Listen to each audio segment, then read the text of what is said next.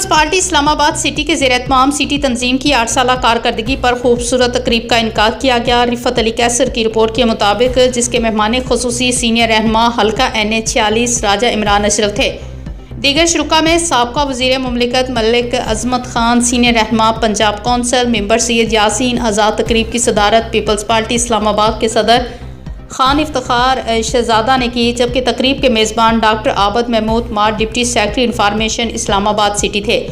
तकरीब में हम सफ़र साथियों को तारीखी सर्टिफिकेट दिए गए। स्टेज सेक्रेटरी के फ़राइज़ deputy secretary general Malik Zahid Iqbal ने सर अंजाम दिए, जिनमें नुमाया लोगों को सर्टिफिकेट दिए गए। उनमें जनरल सेक्रेटरी अजहर अली खान, नायब सदर चौधरी मोहम्मद यूसुफ मलिक, सफ़ीर काजी तसव्वुर राजा फरजंद अली नासर जिलानी, उज़्मा नासर और दीगर बहुत सी अहम सफ़र साथियों को उनकी पार्टी से खिदमात के अतराफ़ में सर्टिफिकेटों से नवाजा गया।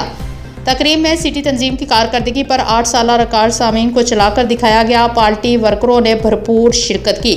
तंजीम की कारकर्दगी को खराज तहसीन पेश किया। खुसूसी तौर पर सदर खान इफ्तिखार शहजादा, अजहर अली खान और पूरी टीम को मुबारकबाद पेश की।